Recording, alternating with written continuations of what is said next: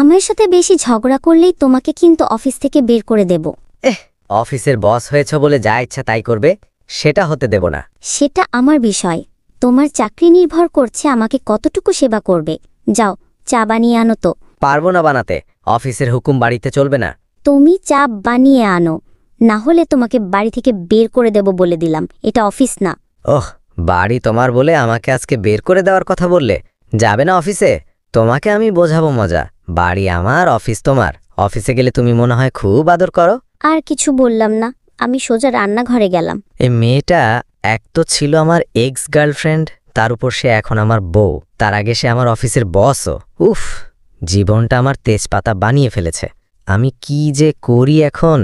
বাড়িতে অর্ডারের উপরে থাকতে হয়। চা বানাতে চলে এসেছি, না হলে অফিসে সবার সামনে ডেকে কি না কি বলে ভয় হয়। চা বানাচ্ছি, এমন সময় জিনিয়া এসে হাজির। আমাকে বলে সরো। আমি যা বানাচ্ছি। হঠাৎ কি হলো? কিছু হয়নি, যাও এখন। আজকে আমাদের প্রথম বিবাহ বার্ষিকী। আজকে আমরা দুজন বের হব। কথাটা শুনে বুকটা কেমন কেঁপে উঠল। এই দিনেই সবার সামনে আমি গিয়ে বলেছিলাম। ফ্ল্যাশব্যাক। অফিসে এসে নিজের ডেস্কের চেয়ারে হেলান দিয়ে চোখ বন্ধ করেছিলাম। বাসা থেকে হেঁটে গলির মুখে এসে রিকশা নিতে হয়। এই একটা ঝামেলা। আমরা যে বিল্ডিংয়ে থাকি এর আশেপাশে কোনো রিকশা পাওয়া যায় না। একদম গলির মুখে এসে রিকশা নিতে হয়। অসহ্য একদম। যদিও কপাল ভালো, এই বাসাটা পেয়েছি। অফিসে আসার পর প্রথমে ঠিক 5 মিনিটের মতো চোখ বন্ধ করে থাকি।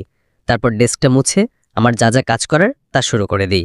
যদিও রহিম চাচা আমার ডেস্ক মুছে দেয় অন্যদের মতো, তবে আমার কাজ আমি করতে স্বাচ্ছন্দ্য বোধ করি বলে রহিম চাচাকে একদিন বলে দিয়েছি, আমার ডেস্কে তুমি হাত দেবে না। রহিম চাচা আমার দিকে একটু অবাক হয়ে তাকিয়েছিলেন। কি বলবে হয়তো ভেবে পাচ্ছিলেন না। উনি হয়তো ভেবেছিলেন আমি একটু বকা দিয়েছি। অবশ্য বকা দেওয়ার মতো একটু জোরেই বলেছিলাম। ওনার চেহারা দেখে একটু হেসে বললাম, আমি তোমার ছেলের বয়সে কি না তাই বলছি। উনি মাথা নেড়ে হাসিসূচক ইশারা দিলেন।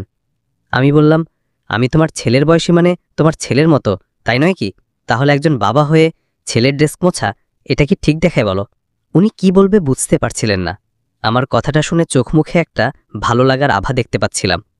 আমি আবার বললাম, এই নিলয়ের ডেস্ক মোছা লাগবে না, তবে হ্যাঁ, যখন চা খাওয়ার খুব ইচ্ছে করবে তখন তোমার এই নিলয় ছেলেটাকে 1 কাপ চা খাওয়ালে হবে। কি পারবে না? আমি ওনার চোখে পানি জমতে দেখেছি।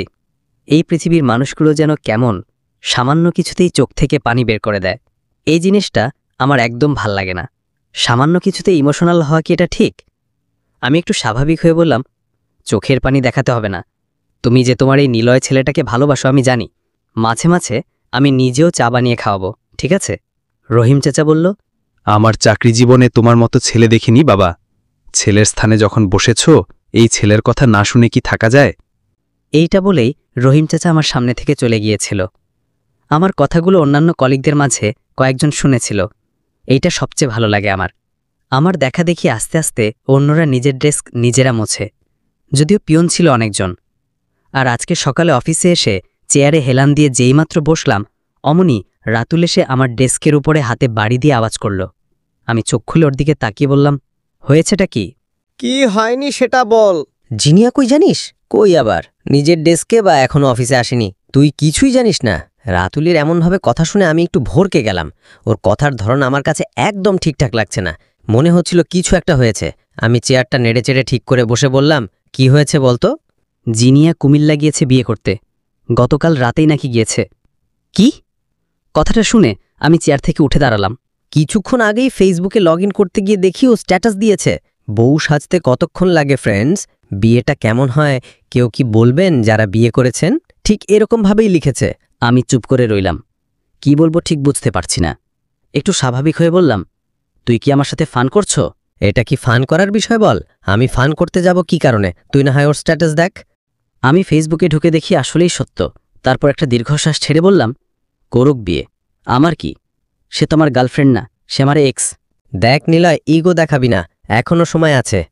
আমি রাতুলকে একটা ঝাড়ি দিলাম আমার সামনে থেকে যাওয়ার জন্য। রাতুল আমার দিকে কেমন করে তাকিয়ে তারপর ওর ডেস্কে চলে যায়। আমি চুপ করে বসে রইলাম। আমার মাথা একদম কাজ করছে না। এর কিছুক্ষণ পর আবার রাতুল এসে বলল, মাত্র 9:10 বাজে, এখন রওনা দিলেই 4 ঘন্টায় পৌঁছে যাব। ভেবে দেখ, বিয়ে কিন্তু রাতে। তুই যাবি আমার সামনে থেকে? ধমকাবি না, পরে তুই ইমোশনাল হয়ে ন্যাকামির মতো কাজ করবি আর বলবো না, পরে আমাকে কিছু বলতে পারবি না। ও আবার ওর ডেস্কে চলে যায়। একটু ভেবে 10 মিনিট পরে আমি ওর ডেস্কে গিয়ে বললাম, আমার সাথে যাবি? আল্লাহ রহম করেছে তাহলে, আমি না গেলে কি কিছু হতো? এর কিছুক্ষণ পরেই অফিস থেকে ছুটি নিয়ে কুমিল্লার দিকে রওনা দেই। অবশ্য আমার আর জিনিয়ার ব্যাপারটা অফিসের সবাই জানে। এই অফিসে 4 মাস হয়েছে এসেছি। এই 4 মাসেই সবাই আমাকে আপন করেই নিয়েছিল। ম্যানেজার পদে তখন আফজাল ভাই ছিল। ওনার সাথে বেশ খাতির ছিল আমার। কুমিল্লাতে পৌঁছাতে পৌঁছাতে বিকেল 5টা বেজে যায়। তারপর ওখান থেকে ডিরেক্ট জিনিয়াদের গ্রামে পৌঁছাতে পৌঁছাতে 6টা বেজে গেল। গিয়ে দেখি বিয়ে অলরেডি শুরু হয়ে গেছে।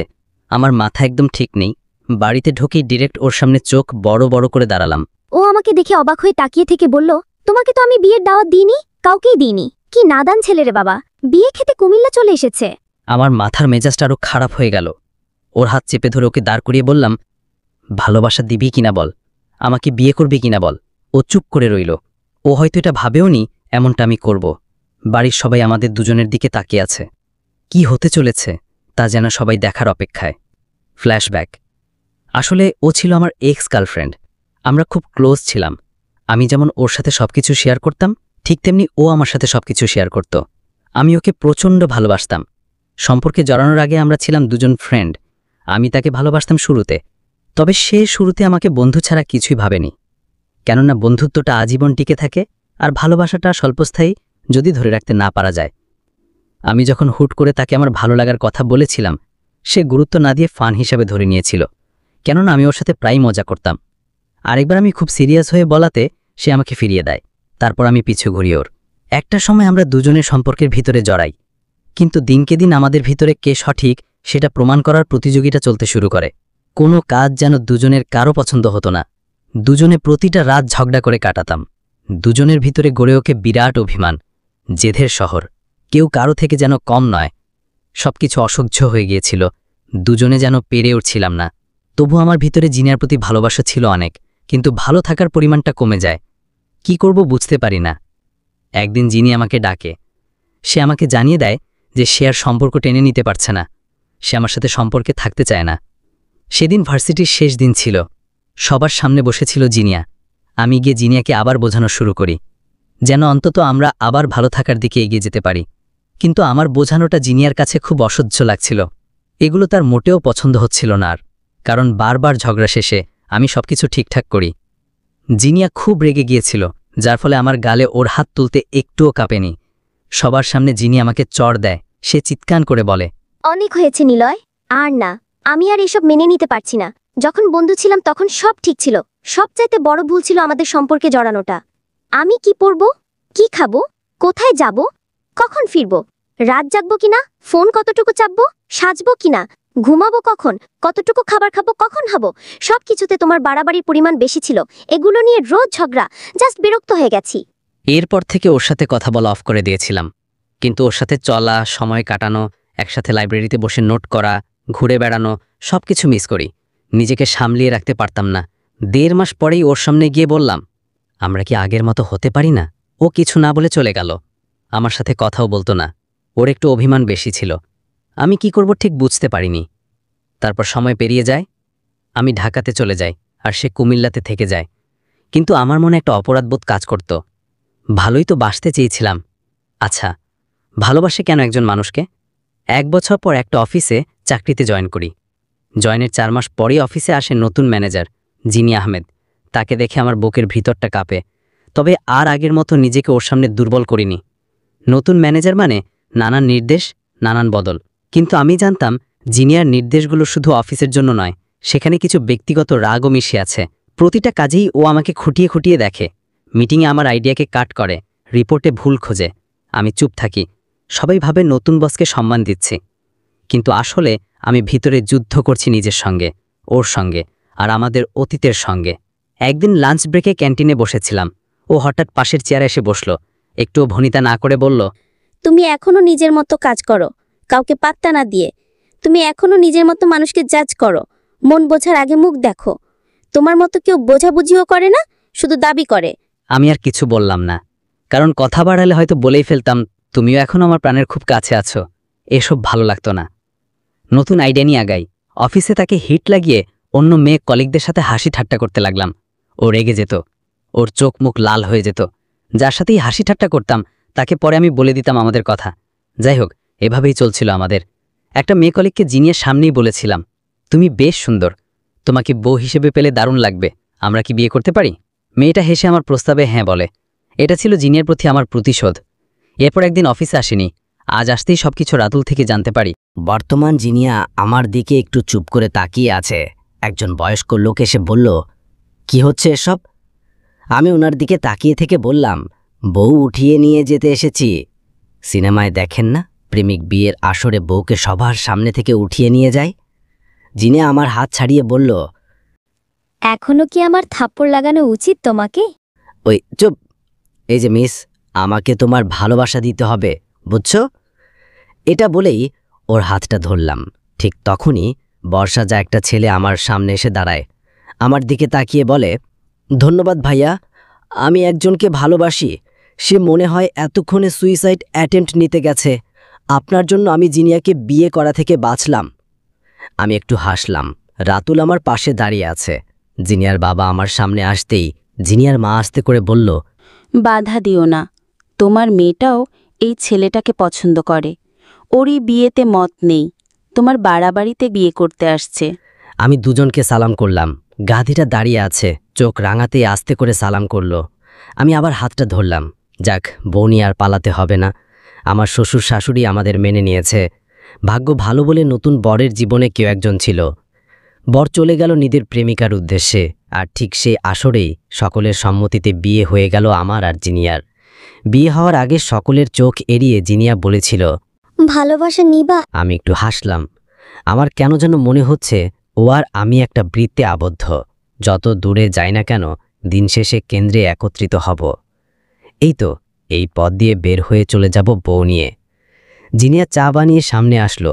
এক কাপ চা আমার হাতে দিয়ে আমার গা ঘেঁষে বসল। ভালোবাসি তো, তাই তোমার সব কথাই মেনে নেই। দেখলা, চা বানিয়ে আনলাম। আমি জিনিয়ার দিকে চোখ ছোট ছোট করে তাকিয়ে আছি।